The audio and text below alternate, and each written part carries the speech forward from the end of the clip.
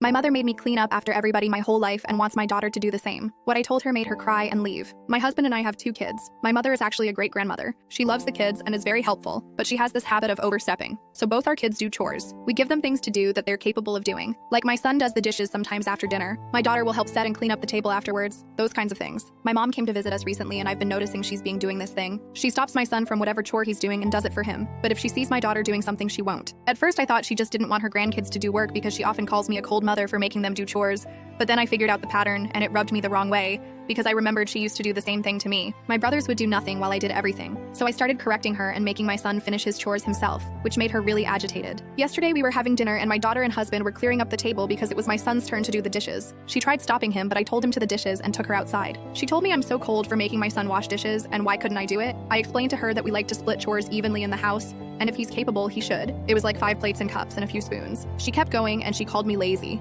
something she would often do whenever I asked my brothers to help me out with chores. Here's where I may be an asshole. I told her she's one to talk after making me clean up after everybody my whole life. I told her I'm not going to enable my son to be effing losers like her sons. My little brother literally had to be spoon-fed until he was 10 because he refused to eat if my mom didn't feed him. I was apparently ill-treating my son by making him do all these chores. I told her I'm teaching him to be independent and that she may have raised 2 boys, but she's not my kid's mom, so she should eff off when I'm trying not turn my son into an incompetent asshole. She left crying. My dad called and told me she's moping around. My husband says it was deserved, but he really doesn't like my mother because he's seen over the years how she treats me compared to how she treats my brothers. Did I go too far? And any advice is appreciated.